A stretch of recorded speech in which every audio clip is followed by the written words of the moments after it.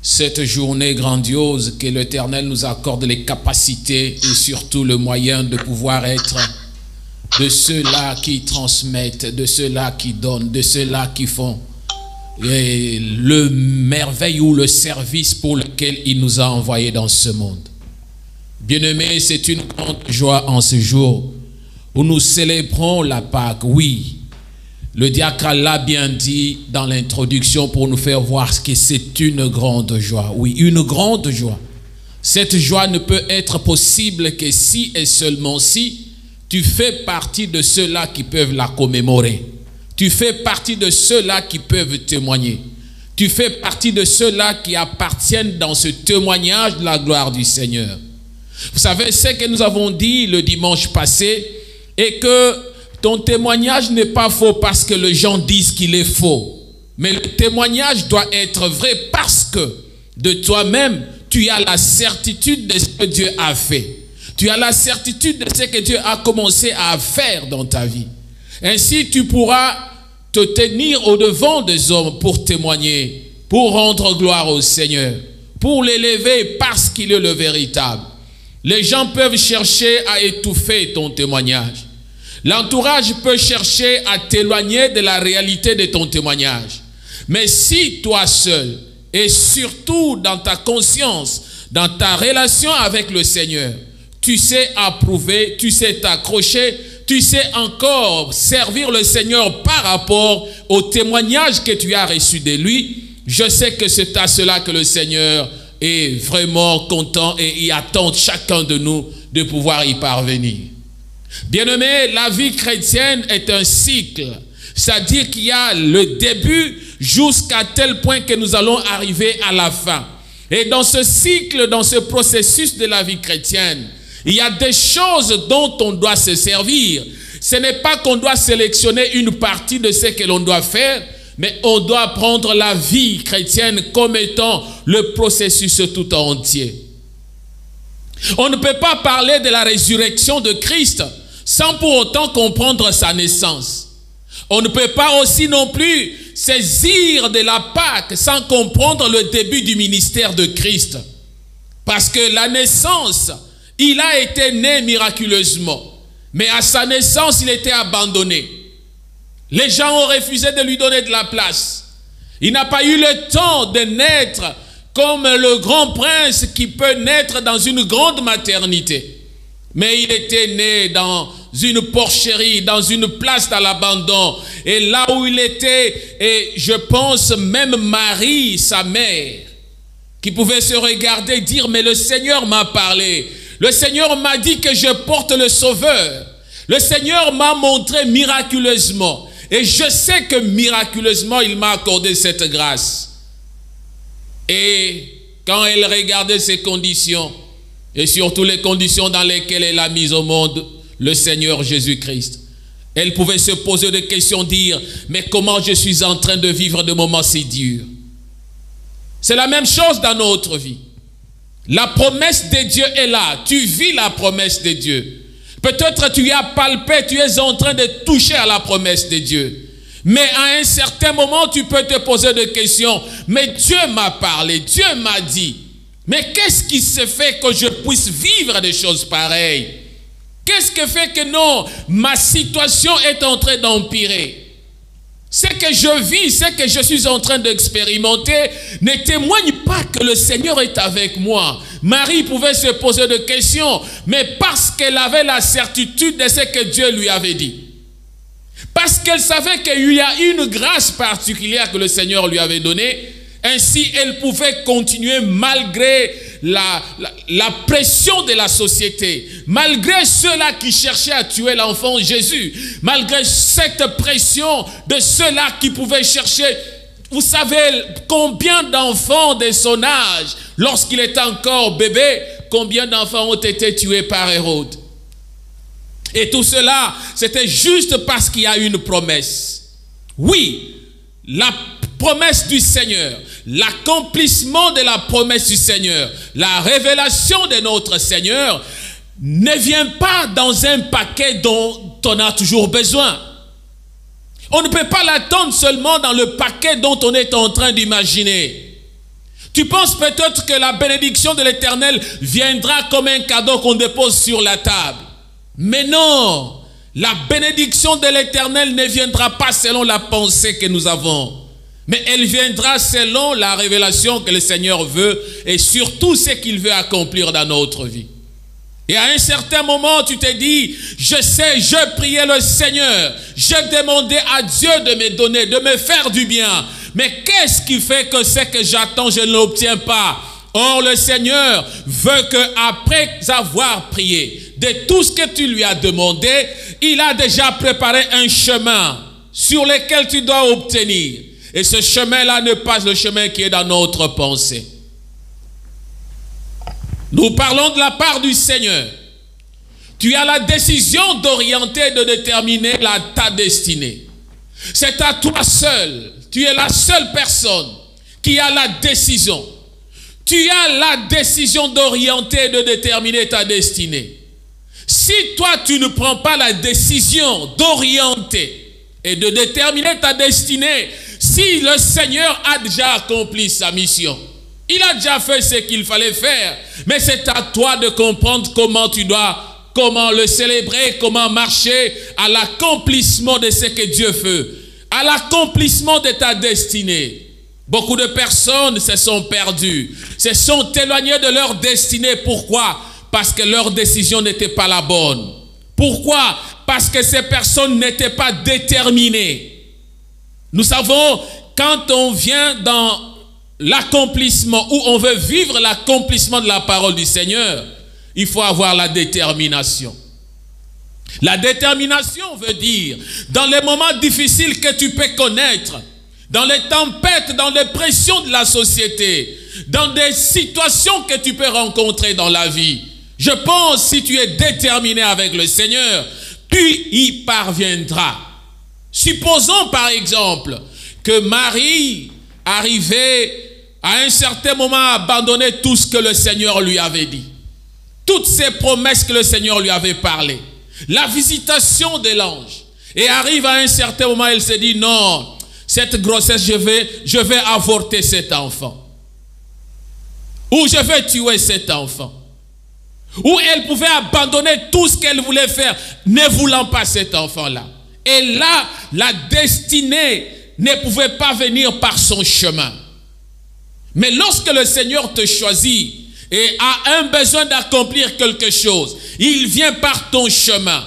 Il veut faire valoir sa gloire par ton chemin. Sache bien que tu dois toi-même prendre une décision d'obéir, de te laisser emporter par lui, de te laisser dans la marche avec le Seigneur, afin que la promesse du Seigneur s'accomplisse. Nous sommes en train de parler de la Pâque. Oui, la Pâque. Ce que je disais, on ne peut pas comprendre la Pâque si on ne commence pas à partir de la naissance jusque là où nous sommes aujourd'hui. Célébrons la Pâque. La naissance, le baptême de notre Seigneur. Après le baptême, c'est l'ouverture de la mission qu'il devait accomplir. Parce qu'à un certain moment, les enfants qui grandissaient avec lui avant 30 ans, et ils pouvaient se poser des questions. Est-ce qu'ils le voyaient comme un petit gamin, comme leur ami de tous les jours? Ils marchaient avec lui, bien qu'ils pouvaient voir une sagesse particulière en Christ, bien qu'ils pouvaient le voir un peu différent des autres enfants. Mais en lui, l'éclatement de cette gloire, l'éclatement de la mission a commencé à 30 ans. Et il n'a pris que 3 ans. 3 ans pour accomplir sa mission. 3 ans pour que nous puissions arriver aujourd'hui à être appelés chrétiens. 3 ans pour que l'on puisse le célébrer et le reconnaître. Et quand on arrive à ce moment du baptême de Christ, et nous regardons maintenant l'étape de la passion, l'étape de la souffrance. Il a commencé à souffrir, il a commencé à endurer des choses. Pourquoi? Parce qu'il voulait que nous puissions être sauvés. Il a endossé la responsabilité de nos péchés.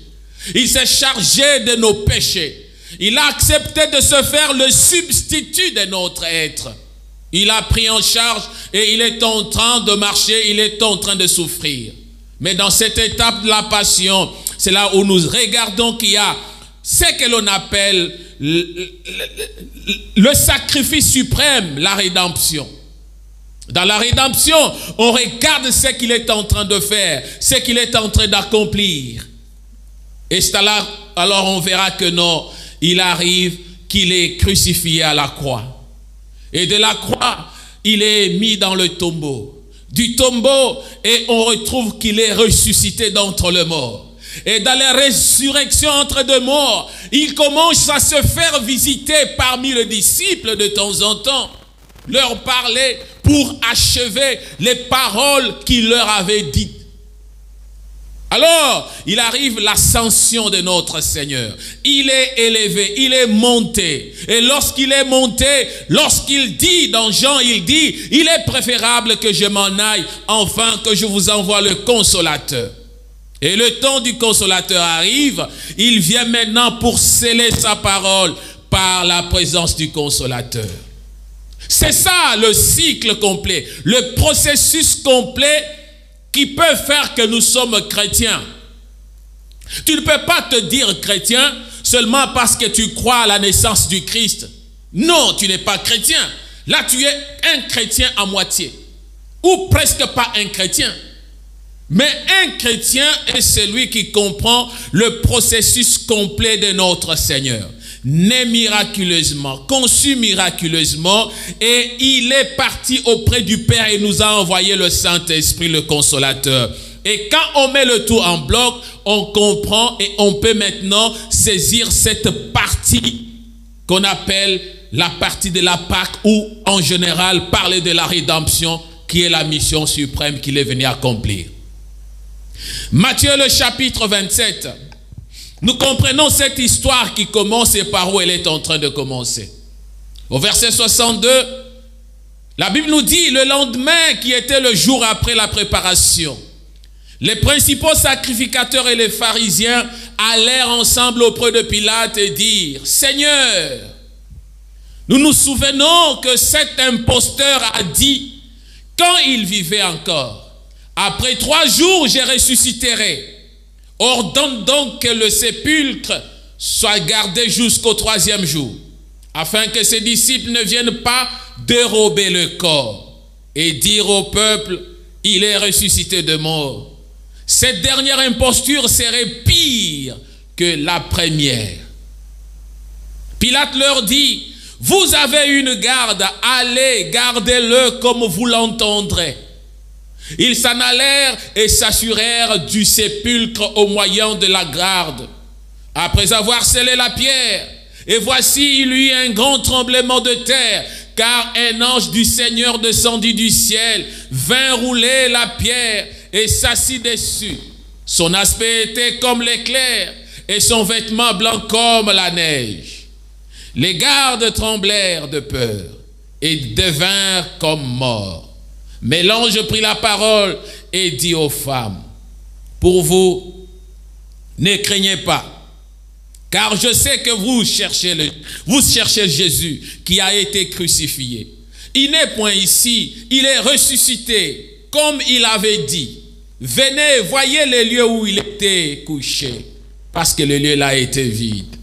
Et quand nous continuons avec la parole dans 28, Matthieu 28, le verset 2, la Bible nous dit, nous prenons de partie là, pendant qu'elles étaient en chemin, quelques hommes de la garde entrèrent dans la ville et annoncèrent aux principaux sacrificateurs tout ce qui était arrivé. Ceux-ci, après s'être assemblés avec les anciens et avoir tenu conseil, donnèrent aux soldats une forte somme d'argent en disant, dites, ces disciples sont venus de nuit le dérober pendant que nous dormions.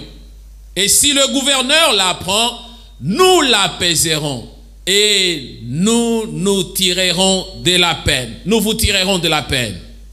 Les soldats prirent l'argent et suivirent les instructions qui leur furent données. Et ce bruit s'est répandu parmi les Juifs jusqu'à ce jour. Voilà la situation qui arrive. Cette situation commence d'abord par l'observation des sacrificateurs et de tous ceux, les pharisiens, qui avaient condamné le Seigneur. Pour eux, ils se sont dit, oui, cet homme était en train de parler que le troisième jour, il va ressusciter d'entre les morts. C'était une préoccupation.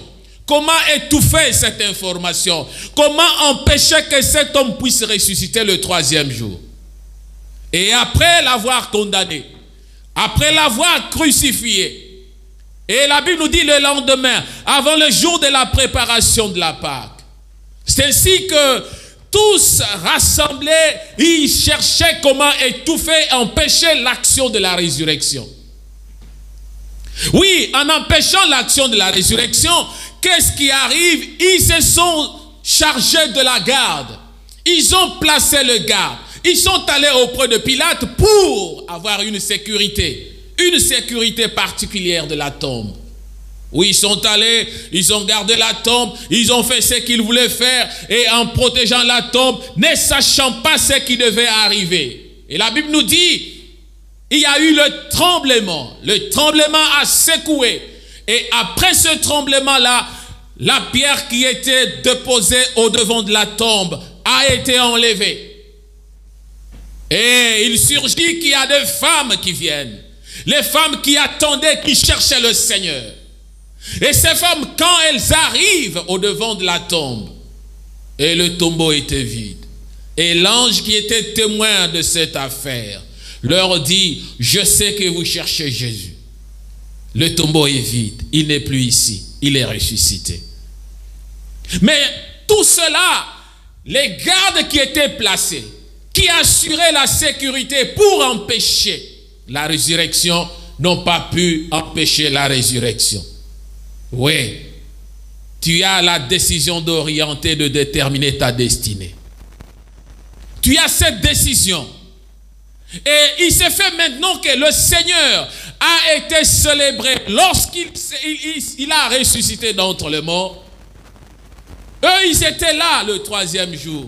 Ils célébraient la Pâque. Ils étaient dans la réjouissance de la Pâque juive. Ils savaient que non, tout était garanti. Mais lorsque les gardes entrent dans la ville, les femmes aussi en train de partir auprès des disciples pour annoncer la nouvelle. Voilà, c'est quoi? Les sacrificateurs et les pharisiens se sont réunis pour dire non, là c'est plus pire encore. Que pouvons-nous faire? Prenez l'argent, dites que ces disciples étaient venus de nuit, ils ont dérobé le corps. Ton témoignage n'est pas faux parce que les gens disent qu'il est faux. Et en faisant cela, leur intention était toujours d'étouffer la gloire de la résurrection de notre Seigneur. Mais en étouffant, en cherchant d'étouffer, c'est là que la gloire, la nouvelle était en train de se répandre. Et la Bible nous dit, et ce bruit s'est répandu parmi les Juifs jusqu'à ce jour. Raison pour laquelle moi et toi, nous sommes devenus chrétiens, parce que ce bruit est encore en train de se répandre. Le bruit est en train de marcher. La résurrection du Seigneur est devenue une réalité. La résurrection du Seigneur doit être comprise dans l'ensemble de ce processus, parce que si tu es chrétien et que tu l'avais rejeté et tu ne l'as pas connu durant tout le temps qu'il était en train de t'annoncer la bonne nouvelle, lorsqu'il était en train de faire voir qu'il est venu pour pardonner tes péchés, tu ne peux pas célébrer la résurrection. Tu ne peux pas le célébrer. Tu serais du nombre de ces sacrificateurs, de ceux qui ont rejeté, de ceux qui étouffent, de ceux qui refusent. Bien qu'ils connaissent la vérité, bien qu'ils ont vécu la vérité, mais ils refusent de croire. De croire en quoi? À la résurrection. Pourquoi? Parce que depuis la naissance, ils ont rejeté le Seigneur. Depuis la naissance, ils n'ont pas voulu reconnaître le Seigneur. Depuis le temps où le Seigneur était en train de prêcher dans des synagogues, bien qu'il pouvait discerner la sagesse, l'intelligence, la différence dans la manière d'agir et d'intervenir, mais ils avaient rejeté l'incrédulité dans le cœur. Lorsque ton cœur est incrédule, lorsque ton cœur n'arrive pas à percevoir C'est que l'Esprit de Dieu est en train de communiquer. Lorsque tu n'arrives pas à comprendre le bienfait du Seigneur dans ta vie ou dans la vie de ton entourage, même par de signes, même par de prodiges, même par de miracles, le Seigneur les a fait afin que ceux qui avaient de doutes croient qu'il est le Seigneur et qu'il est le Messie, le Christ, le Fils de Dieu vivant.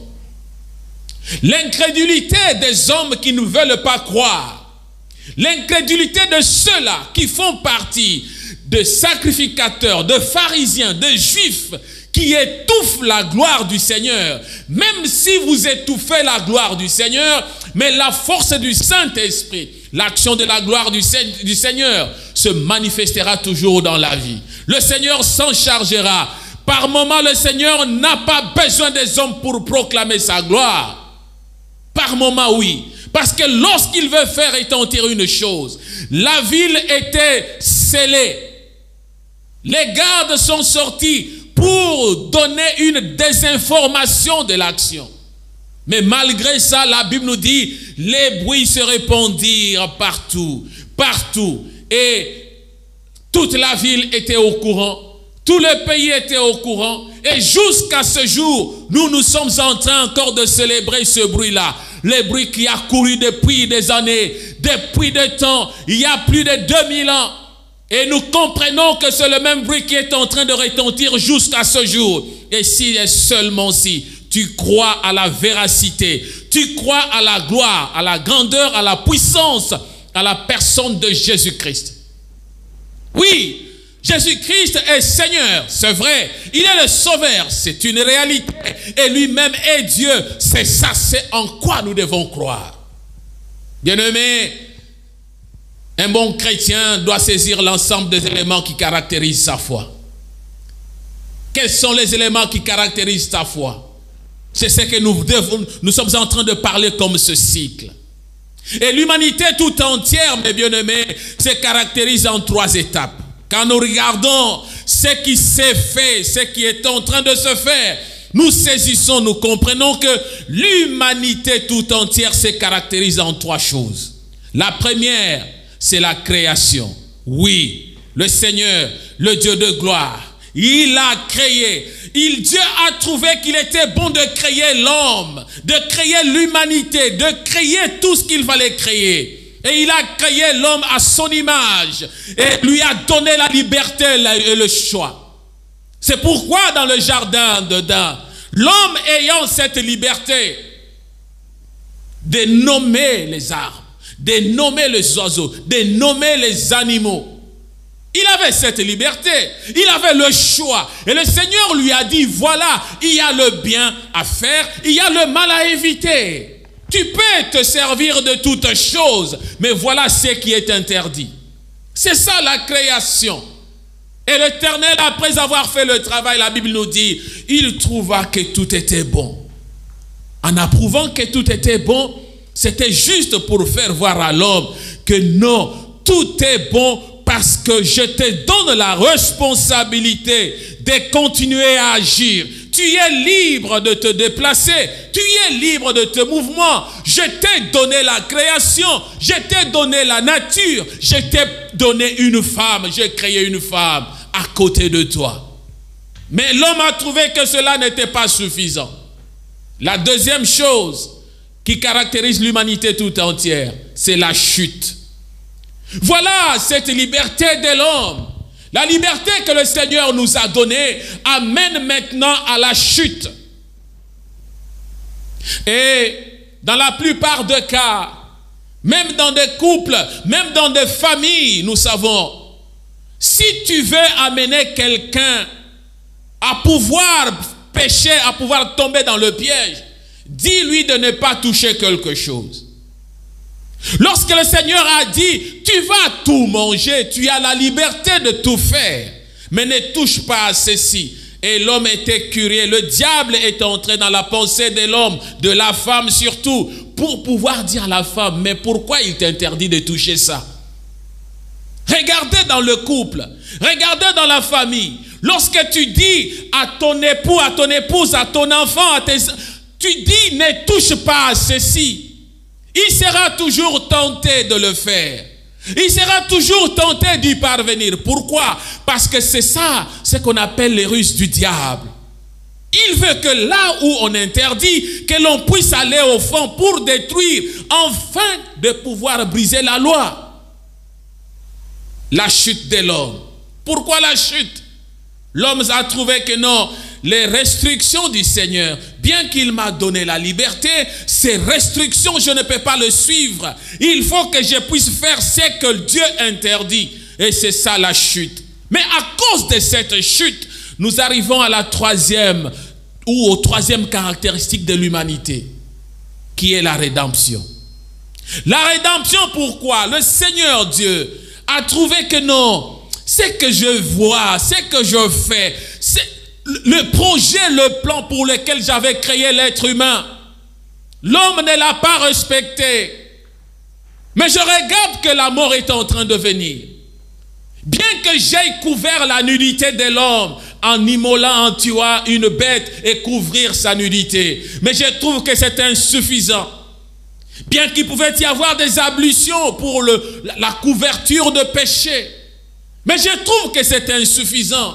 Mais j'ai encore de l'amour à l'égard de cet homme. J'ai de l'amour pour le sauver. Je trouve qu'il y a la perdition au-devant de l'homme. Je trouve qu'il y a des choses qui ne permettent pas à cet homme de progresser. Mais pour le sortir du bourbier du péché, le Seigneur accepte cette rédemption. La rédemption.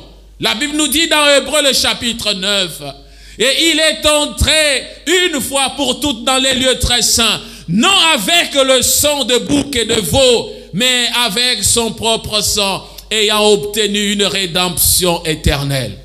Voilà ce que le Seigneur a fait. Voilà la mission de notre Seigneur. Il est venu pour nous sauver. Il est entré une fois pour toutes dans le lieu très saint.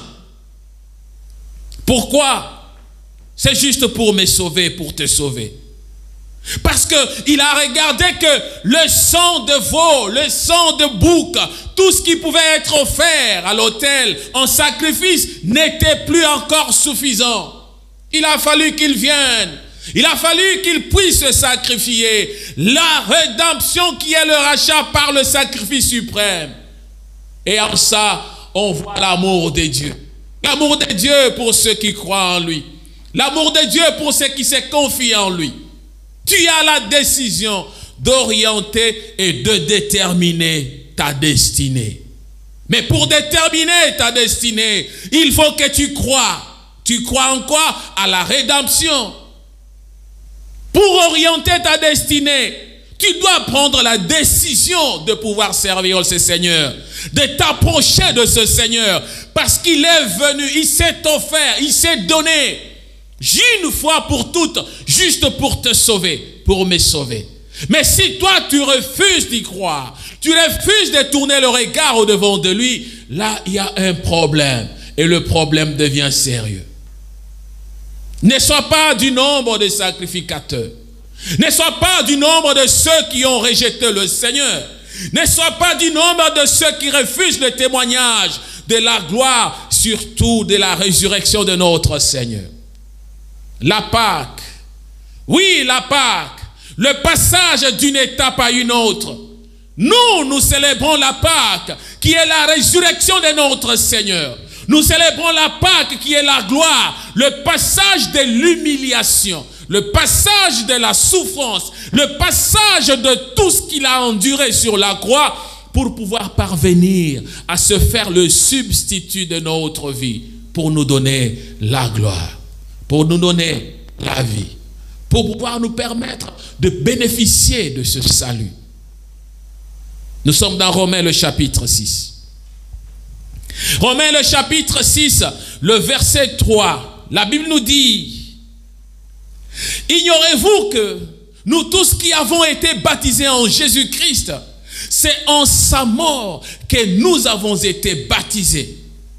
Nous avons donc été ensevelis avec lui par le baptême en sa mort, afin que, comme Christ est ressuscité de mort par la gloire du Père, de même nous aussi, nous marchons en nouveauté de vie. Qu'est-ce que le Seigneur veut nous dire dans ce texte? C'est-à-dire que nous ne devons pas ignorer quelque chose. Nous ne devons pas ignorer. Parce que nous avons été baptisés en Jésus-Christ. Le baptême en Jésus, le baptême en Christ, c'est de quel type de baptême s'agit-il? Le baptême en Christ, vous savez, Christ a pris la charge, a pris la responsabilité, le poids de notre péché. Mais quand nous sommes baptisés en lui, nous l'avons accepté. Le baptême, nous avons dit, comme l'apôtre Pierre est en train de définir, que c'est le sceau. Le sceau. Le sceau par lequel on accepte d'une manière consciente. Et lorsqu'on accepte d'une manière consciente le Seigneur, nous acceptons par la souffrance qu'il a endurée. Comme la Bible est en train de dire, c'est en sa mort que nous avons été baptisés. Nous avons donc été ensevelis avec lui par le baptême en sa mort. Accepter de mourir avec le Seigneur. Accepter de mourir par notre corps, notre homme charnel. Accepter de nous identifier au Seigneur. Accepter de porter cette marque du Seigneur dans notre vie. Et quand nous avons porté cette marque, la Bible nous dit, afin que comme Christ est ressuscité des morts par la gloire du Père, de même nous aussi, nous marchons en nouveauté de vie. Nous marchons en nouveauté de vie. Pourquoi? Parce que Christ est ressuscité.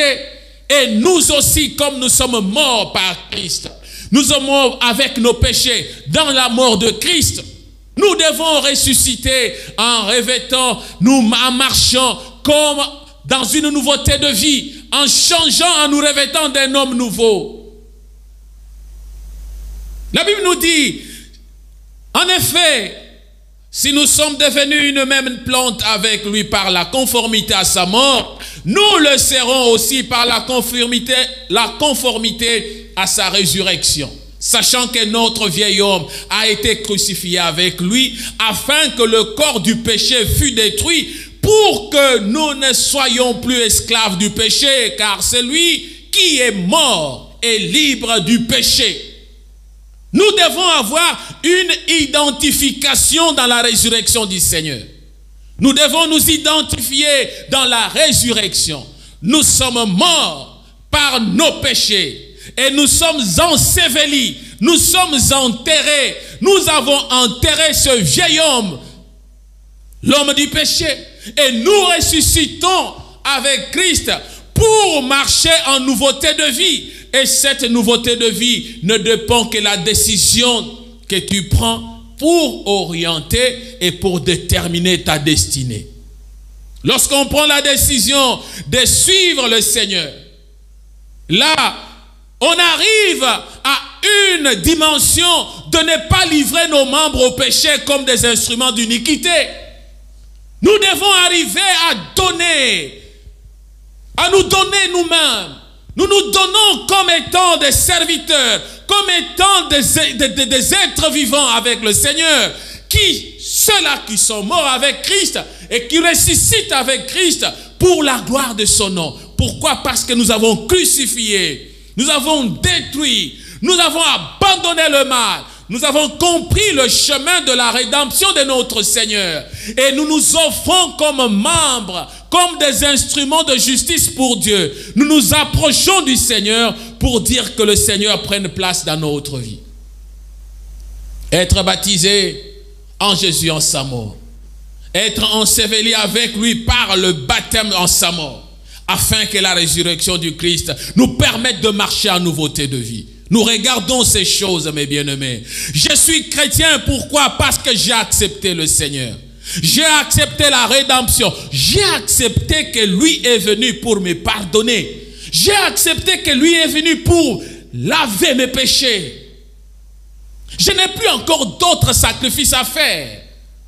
De tuer un animal, de tuer quelque chose. Là où nous regardons certaines personnes aller, on vous dit, venez, mais vous venez qu'on puisse prier pour vous. Venez apporter une chèvre, apporter une poule, apporter ceci. Comme ça, on va répandre le sang, afin que l'on puisse laver. Non!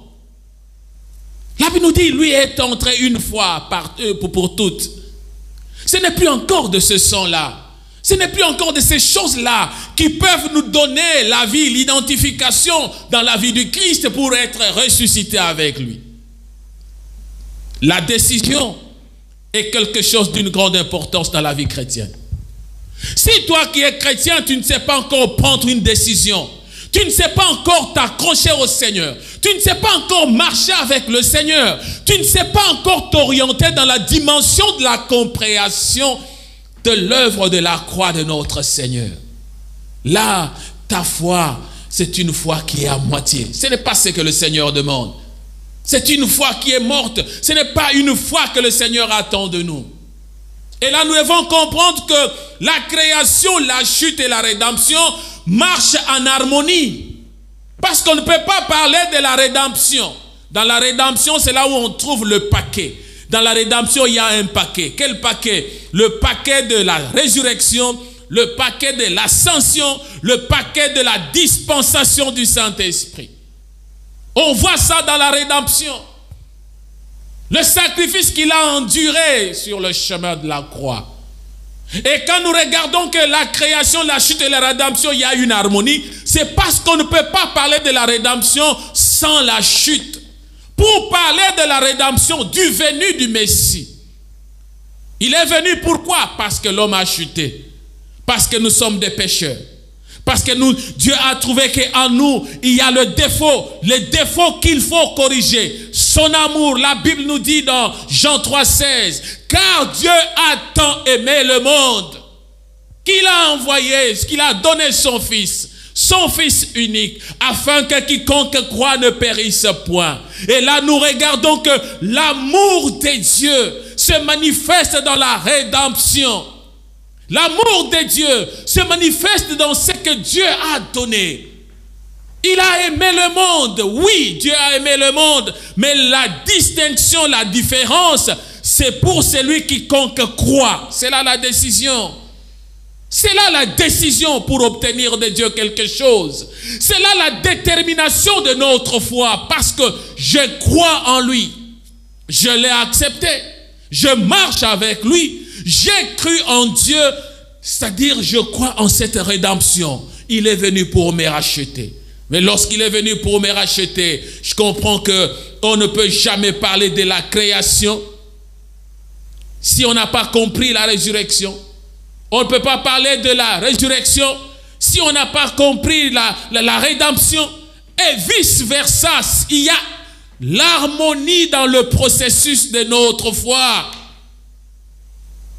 Vous savez, la rédemption n'est pas un fruit de hasard. Non, ce n'est pas par hasard que le Seigneur a envoyé. C'est parce qu'il a aimé. Les prophètes de l'ancien temps, les prophètes ayant vécu beaucoup d'années avant le Christ, avant la naissance du Seigneur, ont prophétisé, ont parlé du Seigneur, ont regardé comment la rédemption devait se passer, ont regardé comment le Seigneur devait souffrir. Ils ont prophétisé ces choses-là. Et là, le Seigneur n'était pas encore né. Beaucoup d'années avant. Nous allons lire quelque chose. Pourquoi Dieu avait-il prévu ça? Pourquoi Dieu parlait-il à ses prophètes? Pourquoi était-il en train d'inspirer, de donner la vision de ce qui devait venir? Parce qu'il savait que cela est vrai et ça devait venir. Même si les Juifs, même si le sacrificateur, le souverain sacrificateur, même si le pharisien pouvait s'opposer, mais le plan de Dieu devait s'accomplir. Ton témoignage n'est pas faux parce que les gens disent qu'il est faux. Mais c'est parce que le Seigneur en avait déjà planifié. C'est parce que le Seigneur a voulu que tu sois le canal par lequel le témoignage doit passer. Ésaïe 53, le verset 4-5. La Bible nous dit, cependant, ce sont nos souffrances qu'il a portées. C'est de nos douleurs qu'il s'est chargé. Et nous l'avons considéré comme puni, frappé de Dieu et humilié. Mais il était blessé pour nos péchés, brisé pour nos iniquités. Le châtiment qui nous donne la paix est tombé sur lui. Et c'est par ses meurtrissures que nous sommes guéris. Oh, mon bien-aimé, Parce qu'il s'est livré lui-même, au verset 12, partie B, il s'est livré lui-même à la mort et qu'il a été mis au nombre de malfaiteurs parce qu'il a porté les péchés de beaucoup d'hommes et qu'il a intercédé pour le coupable. C'est là où nous parlons du substitut. Le Dieu de gloire, c'est lui que le prophète Ésaïe est en train d'annoncer. Le Seigneur Jésus-Christ. Le prophète est en train d'annoncer les choses qui devaient arriver beaucoup d'années après. Il dit, il y a celui-là, le Seigneur. Il s'est chargé de nos souffrances. Il les a portées. Nos iniquités, nos douleurs. Il s'en est chargé. On le voyait comme quelqu'un qui était puni. Puni pourquoi? Puni pour toi, puni pour moi. Puni parce qu'il a accepté la charge de nos péchés. Puni parce qu'il a voulu nous accorder cette grâce par l'amour. Mais il a voulu seulement que non, je porte le poids, la charge, le kilo de ceux-là qui croient en moi. Mais quiconque croit en lui ne périsse point. Bien qu'il y ait l'amour, bien qu'il y ait la grâce de notre Seigneur, mais cette grâce-là, nous devons l'accepter. Nous devons croire en ça. La résurrection n'aura pas de sens si toi-même tu n'as pas la foi en la personne du Seigneur Jésus-Christ. Et si tu as la foi en la personne du Seigneur, il faut regarder qu'est-ce qu'il a enduré pour toi. Qu'est-ce qu'il a vécu pour toi. Et nous comprenons ce qui est arrivé au Seigneur parce que ça a été prédit. Et le Seigneur en a vécu. Et nous aujourd'hui, les bruits qui avaient retenti le jour de sa résurrection, et ce bruit-là continue à retentir à nos oreilles. Quand je lis la parole du Seigneur, je réalise combien et comment cet homme devait souffrir pour moi. C'est pourquoi j'ai toujours posé cette question. Si tu étais du temps du Seigneur Jésus-Christ, du temps où il était en train d'être chicoté, devais-tu être du côté des Juifs, de ceux qui les chicotaient, de ceux-là qui le maltraitaient, ou devais-tu être du côté de ceux qui l'acceptaient? Et aujourd'hui, qu'il est parmi nous, aujourd'hui que nous croyons à cette résurrection, aujourd'hui que nous croyons à la gloire du Seigneur, es-tu de ceux-là qui continuent à douter de ce qu'il a porté pour toi? La Bible nous dit dans Ésaïe que nous venons de lire, qu'il s'est chargé. C'est de nos douleurs qu'il s'est chargé. Ce sont nos souffrances qu'il a portées. Et nous l'avons considéré comme puni, frappé de Dieu et humilié. Mais il était blessé pour nos péchés, brisé pour nos iniquités. Le châtiment qui nous donne la paix est tombé sur lui. Et c'est par ses meurtrissures que nous sommes guéris. Vous savez que c'est ça qui fait la puissance de la guérison, la puissance de la transformation, la puissance de la gloire du Seigneur. C'est lorsque tu réalises ce que le Seigneur a enduré pour toi. Lorsque tu regardes, tu te dis non, il s'est chargé, il a porté mes défauts. Regarde ton caractère, regarde ton comportement dans la société, regarde les abus que tu as commis dans ta vie, mais tu regardes quelqu'un qui vient se substituer, qui vient prendre ta place, qui vient prendre tes défauts, qui vient prendre le mal, tes douleurs, tes maladies. Il dit, je veux le prendre. Donne-moi tes maladies. Mais c'est question de seulement de croire. Question de foi. Et lorsque tu crois, tu lui donnes accès, tu lui donnes la possibilité de pouvoir agir dans ta vie, de pouvoir transformer ta vie, de pouvoir changer quelque chose dans ta vie. Le sacrifice suprême qu'il a enduré. Et ce sacrifice revêt un caractère conditionnel. Oui, la rédemption porte un caractère qui est conditionnel. C'est-à-dire que dans le cœur de l'homme, il faut que l'Esprit de Dieu opère la vraie rédemption. Que l'Esprit de Dieu opère la vraie croyance, le vrai déchargement de nos fardeaux.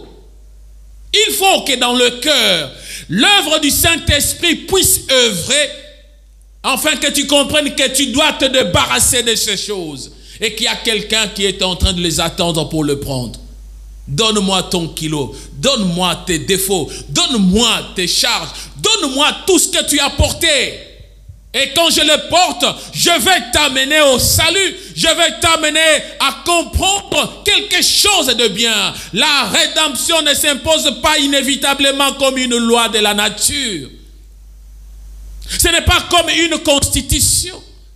Ce n'est pas comme un règlement d'ordre intérieur dans une société.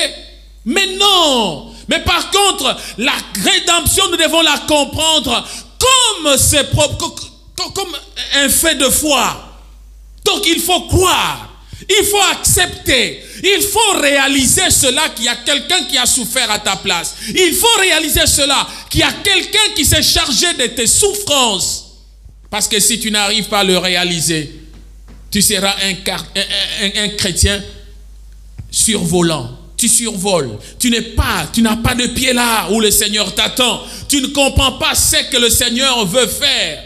Tu dois comprendre que tu dois laisser le libre arbitre au Seigneur. Tu dois comprendre que tu dois te laisser au Seigneur. Il s'est substitué en rançon. Il s'est donné au devant de toi. Il s'est présenté au devant de toi comme le garant. Le garant pour payer une dette. Oh, si je savais chanter. Si je savais chanter, une chanson est en train de me venir dans la tête. De Denis Ngondé qui dit au Kamati, comment je peux dire, comment je peux expliquer la chanson? Ah! Oh Seigneur, tu as tout enduré, tu as tout enduré. Et cette chanson, le bien-aimé Denis Ngondé est en train d'exprimer qu'il a payé notre dette. Il est là, quelqu'un qui vient qui dit, tu as une dette. Et cette dette, moi je te dis, je suis là pour payer ta dette. Je me livre en rançon pour toi. Je me substitue à ta place. L'histoire de deux jumeaux. Les deux jumeaux étaient là. L'un était brigand et l'autre était calme, toujours à la maison. Et le brigand est allé quelque part, il a commis ses abus. Il a volé, il a fait ces choses. Tellement qu'il s'est ressemblé. Après avoir commis son forfait, il a fui, il est parti. On le cherche, on ne le voit pas. Mais il y a quelqu'un qui dit, mais non, il habite là-bas. On l'a vu quelque part. Alors les soldats viennent maintenant à la maison. Ils trouvent le calme. Le jumeau qui était calme. Alors, on le trouve, on dit, mais c'est lui. On regarde la photo, photocopie. On dit, mais c'est lui. On l'attrape. On dit, mais vous m'arrêtez pourquoi? Non, toi tu y as volé. Toi tu as fait le mal. Il dit, moi, oui, toi, c'est toi. On regarde la photo, c'est toi, on le prend. Il comprend directement que non. C'est mon jumeau qui a fait ça. Et il a fait ça, il a fui. Alors il se laisse emporter. Il dit, bon, pas de problème, je vais aller. Leur maman vient dire, la maman dit, non, ce n'est pas lui. Mais au devant de la justice, on dit, non, c'est lui. C'est lui qui a volé. On regarde la photo et non, c'est lui. Et c'est là, accepte. On l'amène dans la prison. Et dans la prison, il est condamné. Condamné pour avoir accepté seulement de payer le prix de son jumeau. Il a accepté le forfait. Il a accepté la punition à la place de son jumeau. Et celui qui avait commis de bêtises était en fuite en train d'aller derrière. Et lorsque celui qui avait commis le forfait arrive dans la ville, il vient auprès de sa maman, se présente auprès de sa maman. La maman dit, mais pourquoi tu as fait ça? Regarde, ton frère est en train de mourir en prison à cause de toi. Mais là, ce n'est pas le Seigneur. Il est difficile par moments que les hommes acceptent cette responsabilité. Mais le Seigneur a dit, nous devons nous identifier à lui par la mort, par le fait d'être enseveli et par la résurrection. C'est-à-dire, il s'est fait notre jumeau. Il s'est fait une personne à côté de nous. Il dit, je veux que tu te ressembles à moi. Que tu sois identique à moi. Que tu sois comme moi. Ainsi, moi, je vais porter la charge que tu as. Je vais porter tout ce que tu es en train de souffrir. Je vais accepter d'aller en prison à cause de toi. Oui, le Seigneur a accepté ça. Et c'est ce qui fait le substitut en rançon. Et il s'est présenté comme garant pour payer le prix de nos péchés. Et tout cela, juste pour nous rendre susceptibles et de recommencer une nouvelle vie. Une vie selon sa volonté. Pour nous permettre de ne pas encore marcher dans le péché, dans le mal, là où nous étions en train de vivre. Le Seigneur comprend. Vous savez, à un certain moment, à cause de ce choix, à cause de cette décision d'être déterminé pour sa destinée, lorsque le Seigneur commence son ministère, là je suis dans Matthieu le chapitre 7. Matthieu chapitre 7 verset 13. Nous comprenons qu'au début du ministère, le Seigneur Jésus avait fait un constat. Le constat qu'il avait fait était lequel? Il dit ceci. Large est la porte, spacieux est le chemin qui mène à la perdition. Et il y en a beaucoup qui entrent par là. Mais étroite est la porte. Resserré est le chemin qui mène à la vie. Et il y en a peu qui le trouvent. Le conseil de notre Seigneur. Il nous conseille d'entrer par la porte étroite.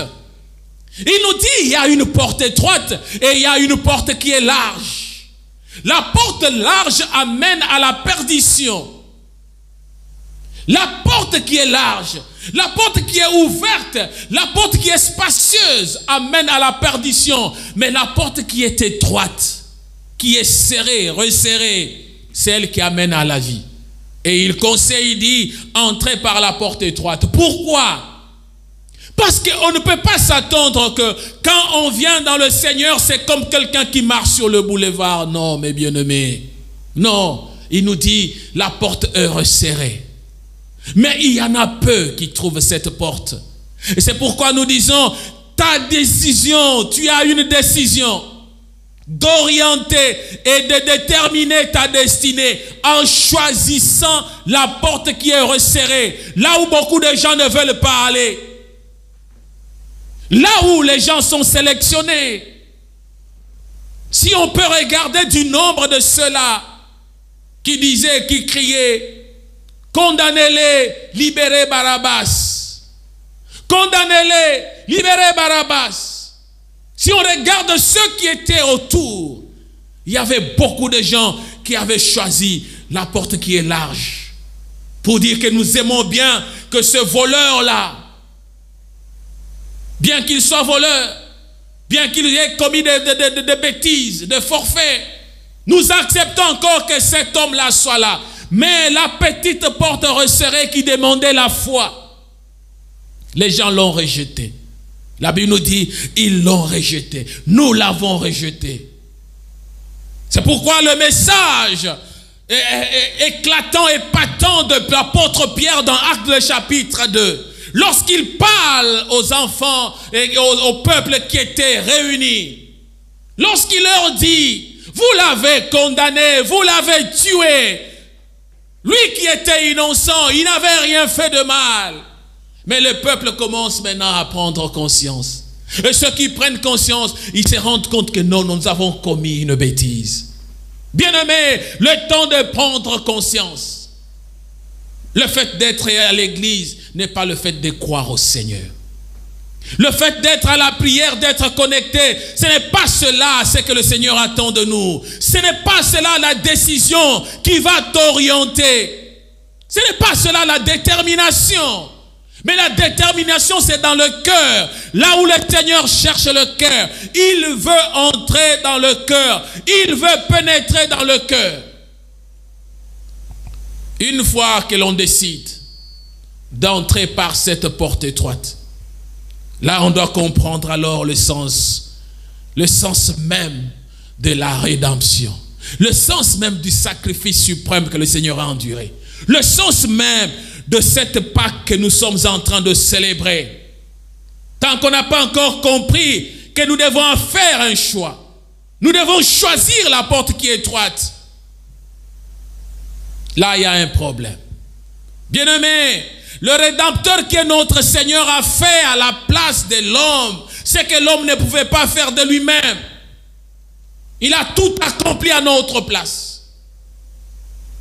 Lui est venu faire ce qu'on ne pouvait pas faire de nous-mêmes. Qu'est-ce qu'on pouvait faire pour le pardon de nos péchés? On n'avait plus encore de solution.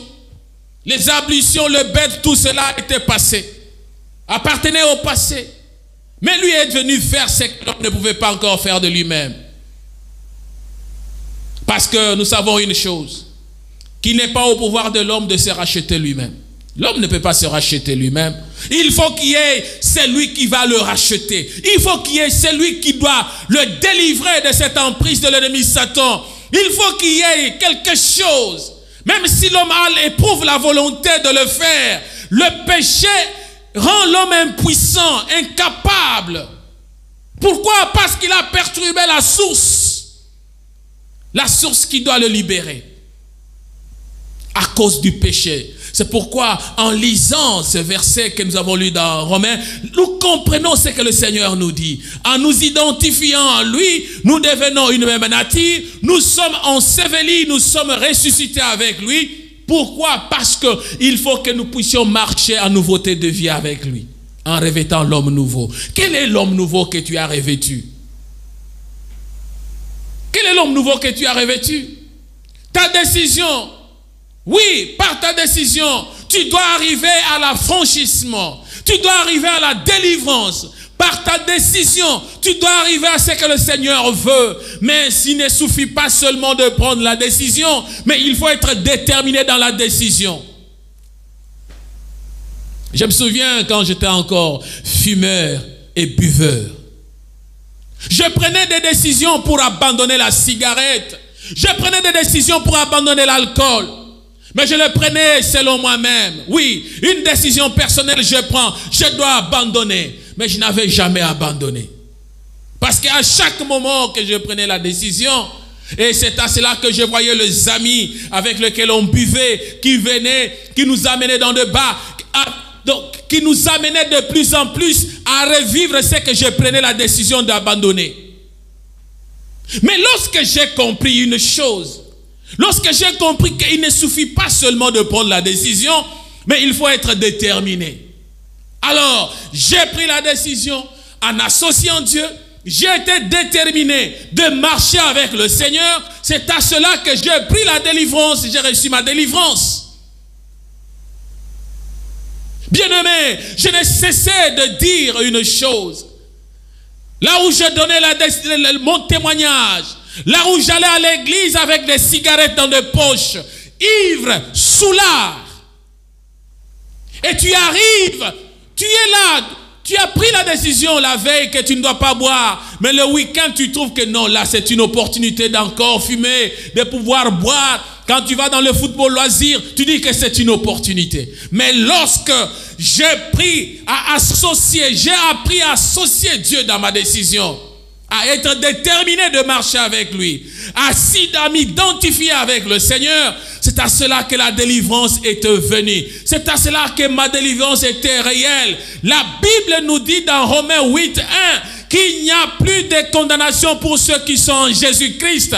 Lorsque nous l'avons accepté, lorsque nous vivons avec le Seigneur, il n'y a plus encore il n'y a plus de condamnation. Pourquoi? Parce qu'on accepte d'être enseveli avec lui en sa mort, par le baptême. Par le baptême, par l'acceptation, par la décision qui est personnelle, par la joie d'appartenir au Seigneur, de venir au-devant du Seigneur. Et ce baptême, c'est le baptême d'endurance. Ce baptême, c'est le baptême d'accepter l'humiliation, même si les gens parlent à mal de toi, même si les gens te découragent, même si les gens sont autour de toi, même s'il y a le mépris, mais tu te regardes toi-même, tu dis, j'accepte et je prends la décision du brisement. Je veux que le Seigneur me transforme, afin que je puisse vivre le miracle de la résurrection. Que je puisse vivre le miracle de la Pâque. Oui, la Pâque. La Pâque n'est réelle que si et seulement si nous savons croire en lui. La Pâque est réelle si et seulement si nous savons agir conformément à sa parole. En quoi peux-tu t'identifier au Seigneur? Dans la souffrance? Dans la joie? Ou dans quoi? Avant de terminer, l'apôtre Paul nous dit ceci dans Colossiens le 1er chapitre verset 24. Il dit ceci: je me réjouis maintenant de mes souffrances pour vous. Et ce qui manque aux souffrances de Christ, je l'achève en ma chair pour son corps qui est l'Église. Waouh! Je me réjouis maintenant dans mes souffrances. Il était en train de souffrir pour les chrétiens de Colosse, pour les chrétiens d'Éphèse, pour les chrétiens de Laodicée, pour les chrétiens de Corinthe. Il avait accepté cette souffrance-là. Pourquoi? À cause de l'évangile. Pour annoncer l'évangile pour le Seigneur. C'était une décision et une détermination.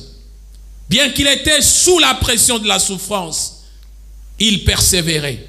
Il était déterminé de marcher avec le Seigneur. Et il complète pour dire que ce qui manque aux souffrances de Christ, je l'achève en ma chair. Bien-aimé, qu'est-ce qui a manqué aux souffrances de Christ que toi aussi tu peux achever cela dans ta chair? Il dit, je l'achève dans ma chair pour son corps qui est l'Église. Gloire soit rendue à notre Seigneur. Peut-être qu'à ce temps-là, les gens n'avaient pas la possibilité, ou les gens ne pouvaient pas s'unir pour payer ceci, pour faire ceci. Mais Paul dit, oui, il y a des choses qui ont manqué à la souffrance du Seigneur, mais moi je les endosse à cause de son Église. J'accepte de faire cela pour faire avancer son Église, pour que son Église ne puisse pas succomber. J'accepte de porter les souffrances qui ont manqué au Seigneur. En quoi t'identifies-tu au Seigneur? Qu'est-ce qui peut témoigner que tu es en communion avec le Seigneur? Le Seigneur a besoin de toi. Nous célébrons certainement la Pâque, la gloire, le passage d'une étape à une autre, le passage d'une vie à une autre. Mais cette vie, si nous n'avons pas compris ce que nous avons lu dans Romains, si nous n'avons pas compris que nous devons nous identifier par le baptême, par l'ensevelissement et par la résurrection avec le Seigneur, si nous n'avons pas compris la rédemption, notre célébration de la Pâque est vaine. Nous le faisons pour faire plaire aux gens, pour plaire aux gens, pour faire plaisir aux gens. Mais nous ne devons pas le faire comme cela. Mon bien-aimé, tu as la décision. Tu as la décision d'orienter et de déterminer ta destinée. Tu as une destinée. Le Seigneur a déjà fait sa part. Mais il ne reste que ta part à compléter. Tu as une destinée. Le Seigneur t'a offert une opportunité. Mais c'est à toi de pouvoir saisir cette opportunité. Tu as une opportunité. Le Seigneur t'a donné le moyen au travers de l'évangile, afin que tu crois, que tu t'identifies, que tu sois enseveli et que tu ressuscites avec lui. Comme ça, on peut célébrer la Pâque. Mais si tu ne crois pas encore, si tu ne comprends pas le processus de la vie de Christ, et tu veux te saisir seulement pour dire, non, moi j'aime seulement la Pâque, moi j'aime seulement la naissance, la Noël, comme on l'a dit, ou moi j'aime... Non! Nous devons comprendre que c'est un paquet. La vie de Christ est un paquet où on ne peut pas choisir une partie pour abandonner les autres. Tu ne peux pas te dire chrétien si tu ne compatis pas, si tu n'es pas dans la souffrance, si tu n'es pas dans le baptême de la mort, de l'ensevelissement et de la résurrection avec Christ. Tu ne peux pas te dire chrétien si tu dois te borner seulement à ce qui attire, au miracle. Mais tu refuses le brisement de l'homme intérieur. Tu ne peux pas te dire chrétien lorsque ton homme intérieur est en putréfaction. l'homme intérieur essuyé. Mais tu te dis, tu es chrétien parce que tu célèbres la résurrection de Christ. Christ n'a pas de place dans ta vie. Tu ne peux pas te dire chrétien non plus. Lorsque tu regardes, tu te dis, non, moi, venir porter la croix, venir auprès du Seigneur avec la... Non, ça ne me concerne pas. Mais la Bible nous dit, Ésaïe 53, nous avons compris que ce sont de nos souffrances qu'il a portées, qui s'est chargé. Il a tout pris sur lui, afin de nous rendre libres. Et l'apôtre Paul parle aux Colossiens 1, 24, 23, 24, que nous avons lu. Et il est en train de dire, il y a des choses qui ont manqué. À la souffrance du Christ, moi je les porte. Pourquoi?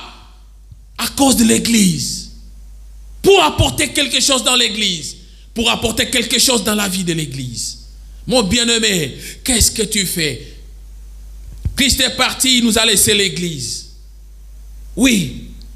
Si l'apôtre Paul est en train de le dire, parce qu'avant que Christ ne parte, l'Église n'était pas là. Et le mot église a commencé lorsqu'il a demandé à Pierre de bâtir. Mais voilà maintenant qu'il y a des choses que peut-être Christ physiquement dans la chair n'avait pas accompli. Mais toi, il t'a choisi pour compléter ce qu'il pouvait faire. Autrement dit, là où il y a un besoin dans l'église, on s'est dit chrétien, on compatit à la résurrection du Christ lorsque nous savons comprendre aussi ce que le Seigneur est en train de dire, que donc l'église de Christ doit vivre. Il n'y a rien qui peut étouffer la gloire du Seigneur, qui peut empêcher la gloire du Seigneur au travers de l'église. Et le Seigneur est en train de dire qu'il y aura le témoignage. C'est à cause, par le témoignage, qu'on va témoigner par l'église. Les païens, les non-croyants doivent connaître l'œuvre du Seigneur par l'église. Mais c'est cette église qui s'est rachetée, pour laquelle il est venu racheter. La rédemption, la joie dans la Pâque. En quoi le Seigneur peut-il se réjouir aujourd'hui? De quel passage es-tu passé? De quelle situation es-tu passé pour dire qu'aujourd'hui j'ai ressuscité avec le Seigneur? Le vieil homme est-il toujours en exercice dans ta vie? Le même langage depuis des années reste toujours le même. Les attitudes restent toujours le même. Le comportement reste toujours le même. Tu portes toujours les choses du vieil homme, mais tu ne peux pas célébrer la Pâque. Sinon, tu viendras à la table comme Judas, qui savait bien qu'il devait trahir, mais il est en train de s'associer. La célébration de la Pâque dépend de l'état de ton cœur, de l'homme intérieur qui est en train d'être transformé, de l'homme nouveau qui est en train de naître en toi, de la manière que le Seigneur a transformé ta vie. Là où tu peux aussi trouver que tu peux rendre témoignage pour le merveille du Seigneur. Que peux-tu dire de ta vie? En quoi t'es-tu identifié avec le Seigneur? En sa mort, dans l'ensevelissement, en revêtant l'homme nouveau? Qu'est-ce que tu as fait pour que la gloire appartienne au Seigneur? Tendre Père, tu es merveilleux. Seigneur, tu es tout pour nous, Seigneur. Nous savons célébrer, Éternel, ta résurrection. Oui, ta résurrection dans nos vies. Parce que dans nos vies, il y a des choses dont tu t'es chargé. Tu t'es chargé de nos incapacités. Tu t'es chargé, Éternel, de nos faiblesses, de nos maladies, de tout ce qui ne pouvait pas donner gloire à ton nom. Tu as porté cela, Seigneur. C'est pourquoi ta parole nous dit, ô Dieu d'Israël, par tes meurtrissures, nous avons été guéris. Merci de l'action que tu es en train de poser, que tu es en train de faire dans nos vies quand nous avons le regard tourné vers toi. Merci de la transformation, de la régénération de l'homme nouveau. Merci, Éternel, parce que nous sommes venus auprès de toi pour nous identifier à toi, Seigneur. Nous sommes venus, Éternel, pour tourner le regard au-devant de toi. Prends place dans nos vies. Éternel, charge-toi. Nous avons besoin de la résurrection de nos faiblesses, de nos incapacités, afin que retentisse à tout jamais la gloire, la grandeur, la bonté et la majesté de ton nom. J'abandonne chacun de nous, Seigneur. Toute personne qui a écouté ce message, toute personne éternelle qui s'est disposée pour comprendre le sens du substitut que tu as fait à cause de nos péchés, à cause de ce vieil homme, à cause de ce que nous avons porté. Mais tu as accepté de transformer le vieil homme en un homme nouveau qui doit marcher avec toi. Seigneur, que nous puissions marcher avec toi pour te rendre gloire. Éternel, que ta grâce, ta bénédiction et ta bonté reposent sur chacun afin de faire triompher ta gloire, Seigneur. Merci d'apporter la guérison auprès de ceux qui sont malades. Merci, Éternel, de délivrer, Seigneur, parce que nous avons compris, l'homme, bien qu'il peut avoir la volonté, ne peut pas se transformer par lui-même. Il faut qu'il ait confiance en toi, qu'il croie en toi, afin que toi, Seigneur, tu commences à agir dans l'homme intérieur pour aboutir à ce qui te donne gloire. Merci, Seigneur, parce que tu es parfait. Merci, Seigneur, parce que tu nous as permis de communiquer de ta part. À toi l'honneur, la gloire, la majesté, d'éternité en éternité. Nous t'avons ainsi prié. Prends contrôle de chacun au siècle de siècles. Et nous savons dire Amen. Que le Seigneur bénisse sa parole et nous fasse du bien. Bon dimanche et surtout bonne fête de Pâques. Nous célébrons et nous attendons l'ascension selon le calendrier, mais dans nos cœurs, dans nos vies, nous savons que Christ est en train d'accomplir la mission et ce dont il s'est chargé pour nos vies. Que le Seigneur nous bénisse.